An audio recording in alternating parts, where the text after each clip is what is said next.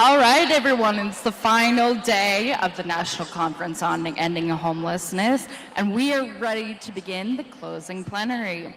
So let's please welcome to the stage the Alliance's Vice President for Training and Technical Assistance, Josh Johnson.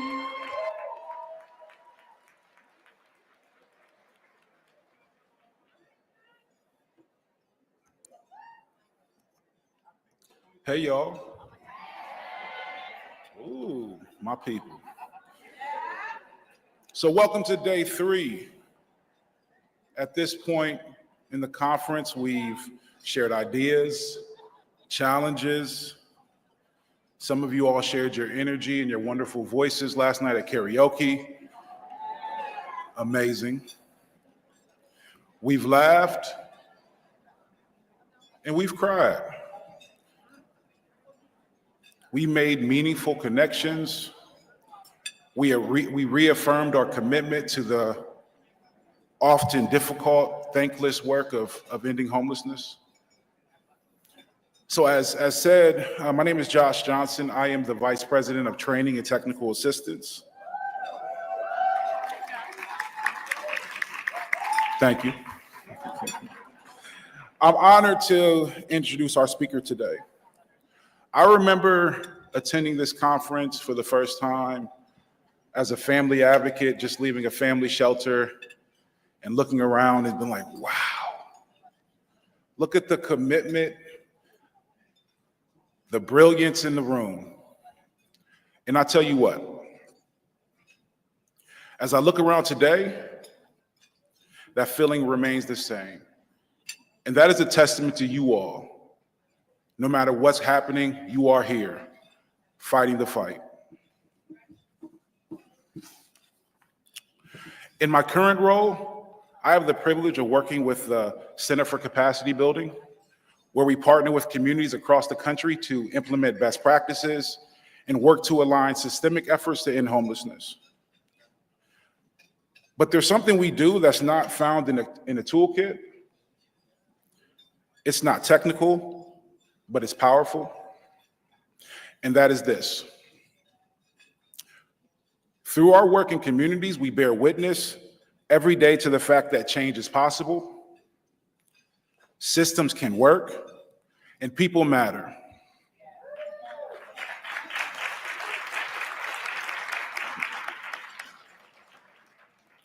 And those outcomes don't come from something you can reduce to a PowerPoint slide. They come from each of us showing up, from listening, from naming hard truths, and sticking around long enough to work together to figure them out. I remember my colleague Dave, shout out Dave wherever you are in here,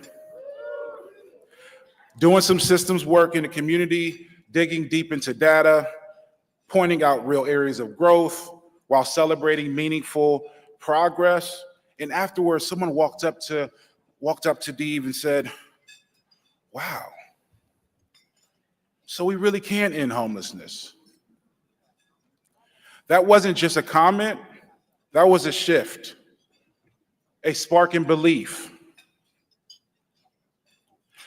That's the kind of faith we work to inspire. And that's the kind of faith we must hold on to, especially when the work gets hard. Whether you're a frontline outreach worker meeting people where they're at, a case manager working to house people and keep people in housing, an advocate speaking truth to power, a COC or system leader organizing the big picture, or a policymaker navigating resource and regulations, working to align them to the needs of folks who are living, working, aging, raising children while experiencing the crisis of homelessness. You all are a part of the collective, and your role is essential. Your presence helps spark the belief that transformation is not just possible, it's happening.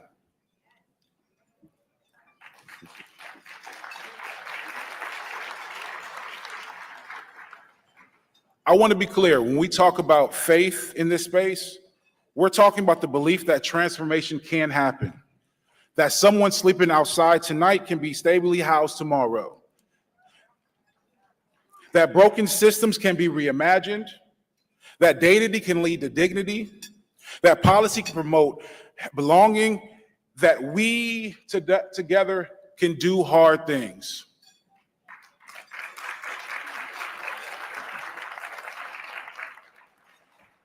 That's why I'm especially honored today to welcome someone who embodies that kind of faith-driven leadership. Secretary Jake Day, Secretary of the Maryland Department of Housing and Community Development. I'm gonna tell you a little bit about Secretary Jake. Secretary Day understands that ending homelessness is not just about charity. It's about justice, infrastructure, and the deep belief that communities thrive when housing is treated as a right and not a reward.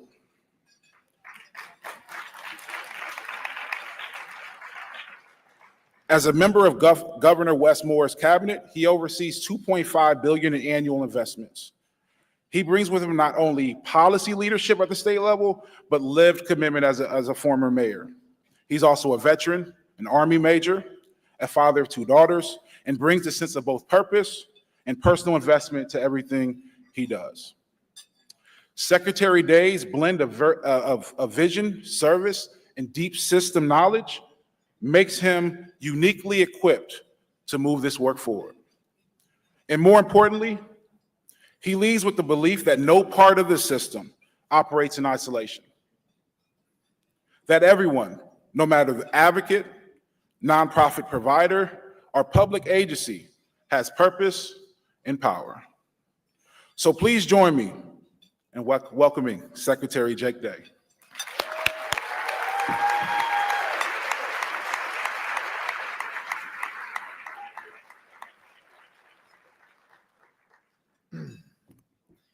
Well, good afternoon.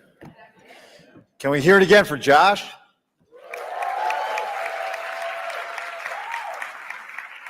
Josh, I appreciate that introduction.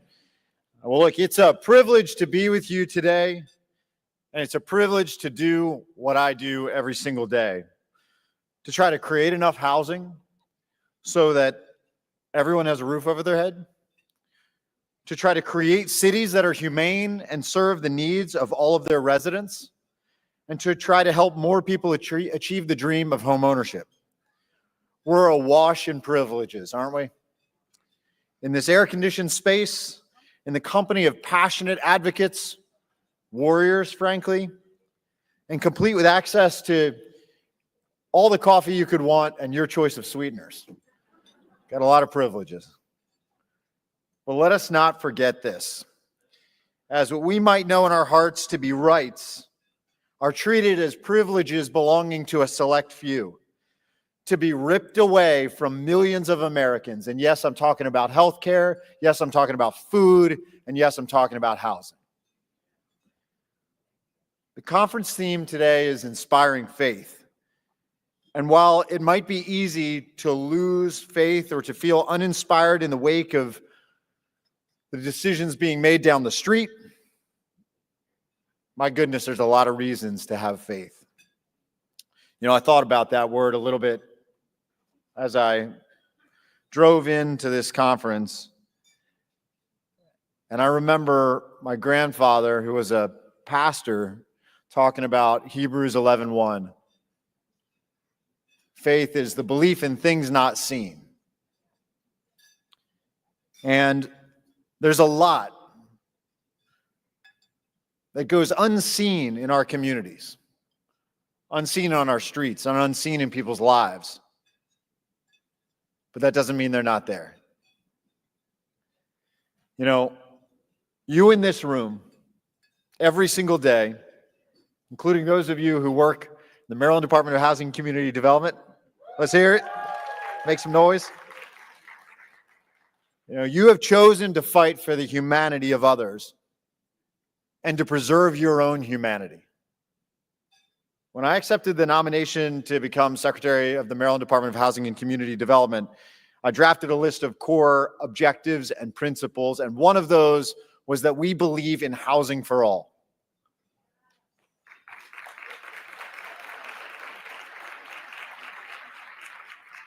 That didn't seem like a bold thing to assert. And yet, housing must be treated as a human right.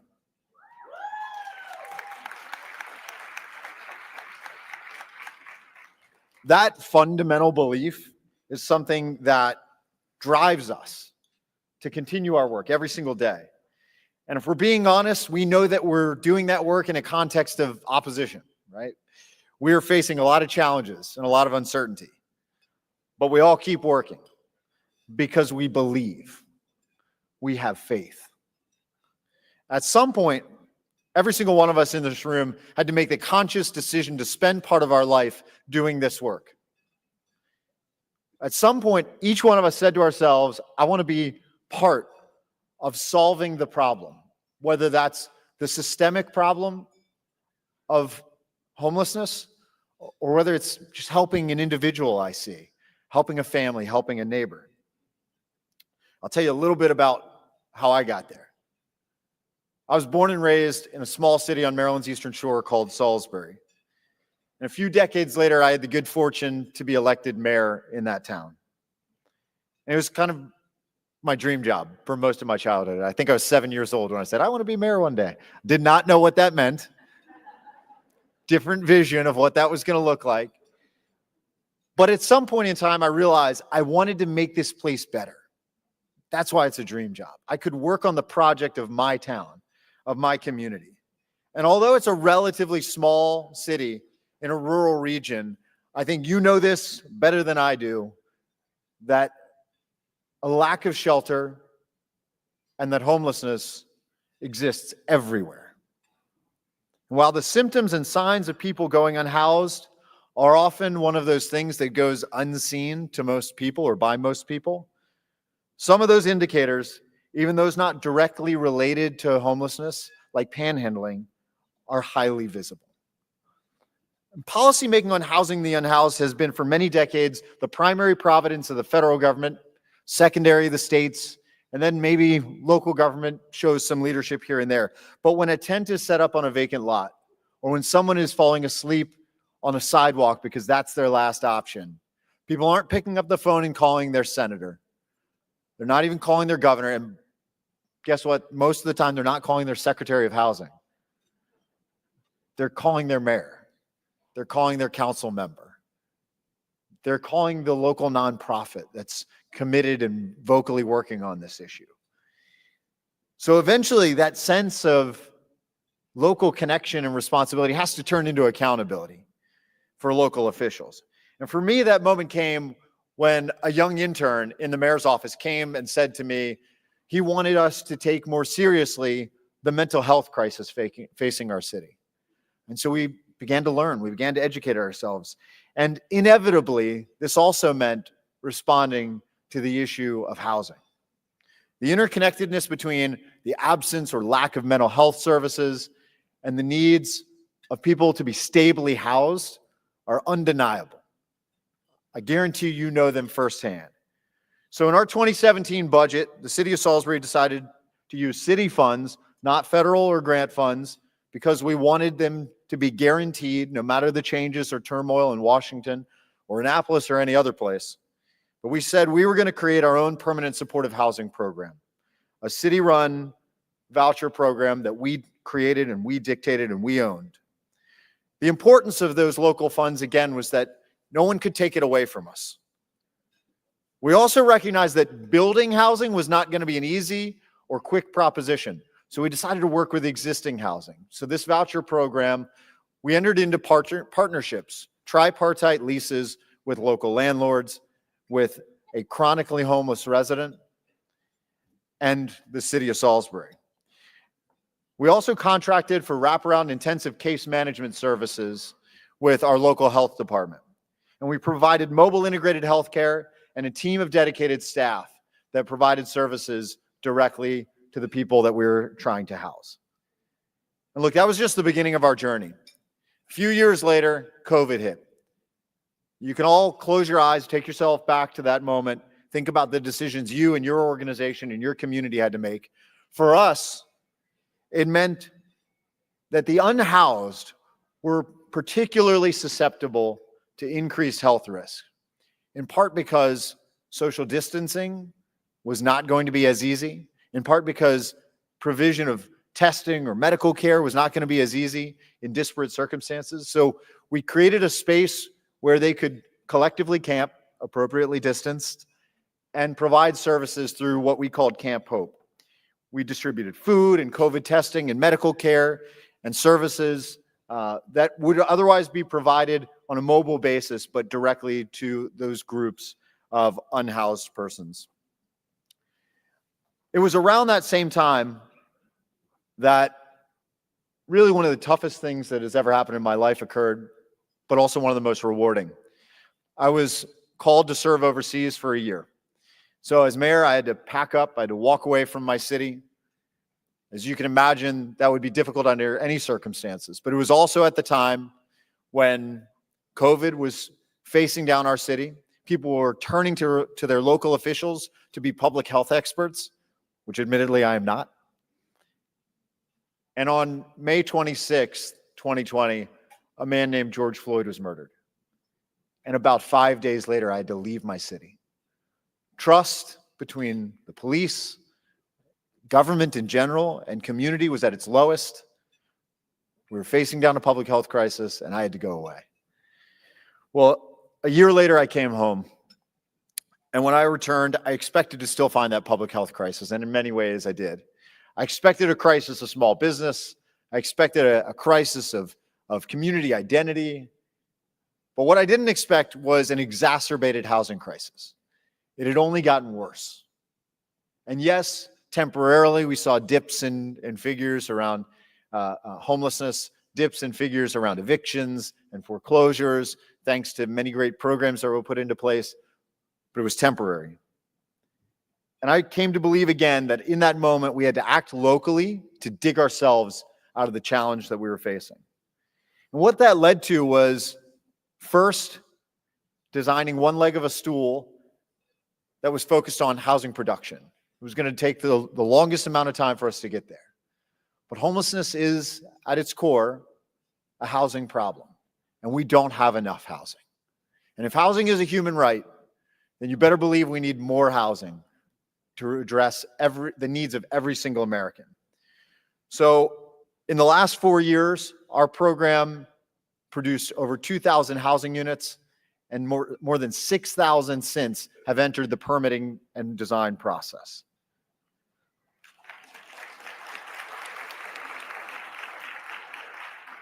We did a number of other things. The city created a guaranteed minimum payment in lieu of taxes program for affordable housing creation. But critically, our work on the continuum of housing wasn't complete. We partnered with the state agency that I lead today to secure funding to build Ann Street Village. Ann Street Village is a tiny home village, and this was focused on creating transitional housing for people on their way into the city's housing voucher program. We recognized that it wasn't enough to say, just wait, one day we'll be able to provide you with housing. The needs are immediate, the crisis is immediate, the scale is overwhelming, and we had to create a response immediately. Ann Street Village, a colorful center today, a vibrancy, also includes city-funded services, is providing transitional housing, yes, but also mobile integrated healthcare, also providing direct mental health services, substance abuse treatment, and more. All the while helping shepherd people into that permanent supportive housing program of the city. And as no good deed goes unpunished, then Governor-elect Wes Moore called me and said, I need you to come do a different job. And so I think that's in part why I ended up in my role today. So then the challenge became, how do we elevate this work into something that is not specific to one community, but statewide? Well, at that state level, Maryland has been experiencing a long and slow decline in chronic homelessness over about the past decade. Much slower, however, than we would like. And the numbers post-COVID have begun to tick back up. So when I arrived at DHCD, one of the things that I discovered was a talented team trapped in a broader bureaucracy. And that's probably what any problem looks like in government. I recognized that this team needed to be let off the leash, unlocked, given the freedom to lead.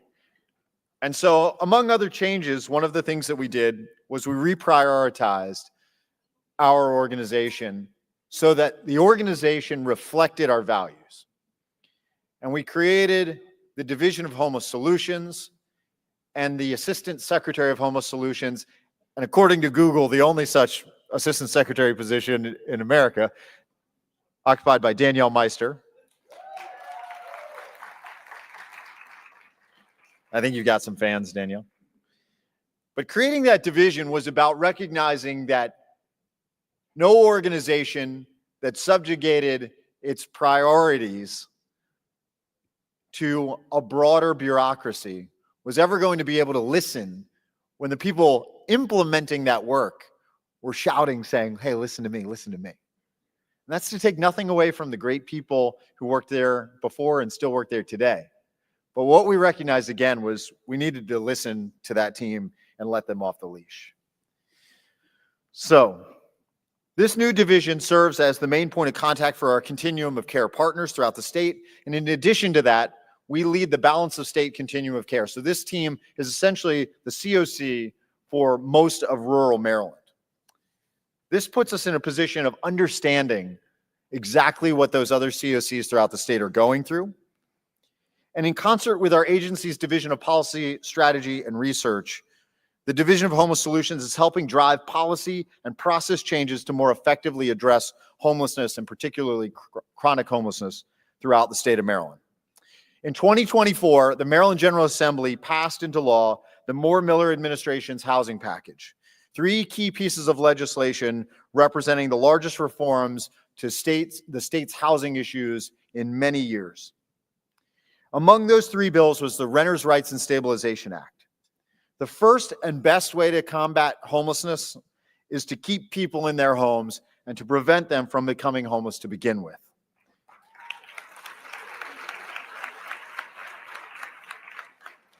And this bill, ladies and gentlemen, did just that. It significantly reforms Maryland's rental laws to protect vulnerable tenants from an often turbulent and challenging rental market. In short, Maryland had the lowest eviction filing rate in the country, the lowest eviction filing fee in the country. Yeah. Slip of the tongue there.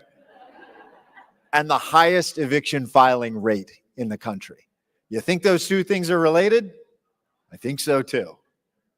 And so we dramatically increased that fee. It was easier and cheaper back then for the landlord to just file an eviction notice rather than communicate with their tenant. It was easier and cheaper for them to just file an eviction notice than for them to work out a solution with the human being living in that house. Renters, by the way, almost always repay all delinquent rent and fees if provided with an opportunity to work it out.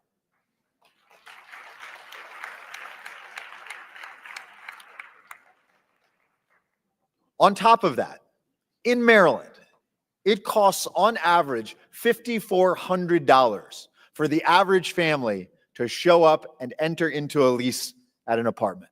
Security deposit, first month's rent, last month's rent. And so as part of this legislation, we capped security deposits and total fees that could be charged to a renter to 1 month's rent.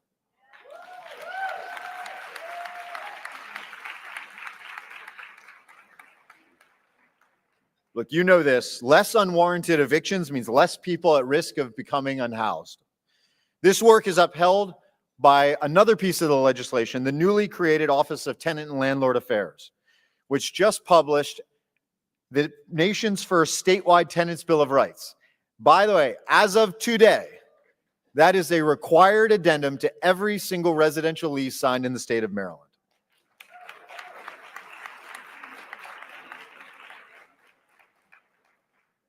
In addition, the Maryland General Assembly passed the Housing Expansion and Affordability Act to increase overall production of affordable housing.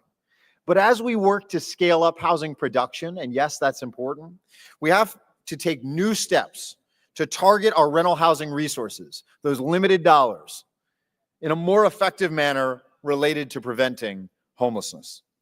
So bear with me because I realize a little bit of this might sound like inside baseball, but I think it's important. DHCD awards federal low-income housing tax credits and state rental housing funds through a competitive process where applications are rated and ranked on a variety of factors as defined by a document called the Qualified Allocation Plan. Raise your hand if you knew all of that. That's about what I expected. And this is a room of experts. Yes, that's inside baseball. But periodically, what we do is we revise that document, that QAP, to adjust the application process to reflect our priorities as a state. And if there's any doubt about our agency's priorities or intentions, or Governor Wes Moore's priorities or intentions, I think the last round of QAP revisions will dispel any doubts, although it might have ruffled a few feathers. Moving forward, all affordable housing projects built in the state of Maryland will have at least 15% of the units guaranteed to be required for people experiencing homelessness.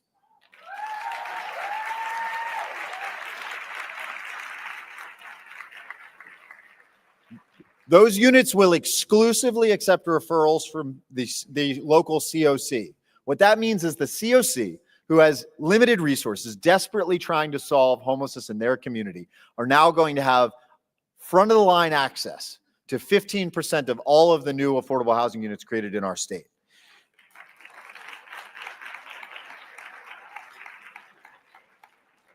In addition to that, at least 2 projects funded every single round will be fully 100% permanent supportive housing units.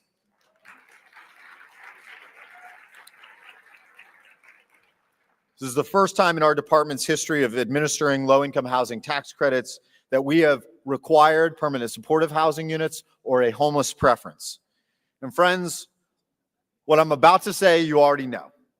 With the unpredictability and the chaos at the federal level, and frankly, the cruelty that we are seeing right here out of this city, leadership must come from the local level, from communities, from neighbors, from local governments, and even states. And I'm not going to sugarcoat things and suggest that we have no challenges ahead, but I will say this, that with challenges come opportunities. And I choose to be hopeful about those opportunities because, again, I have faith. Wherever those opportunities are to do this work, your work, you are going to have a measurable impact in people's lives. Your voices, they are vitally important. So go back home, go back to your work, raise your voice, use it to support the mission and the values that you have been committed to. Change policy. Change the work at the local level. Change it at the state level. And we will change it for America. We will persist beyond cruelty.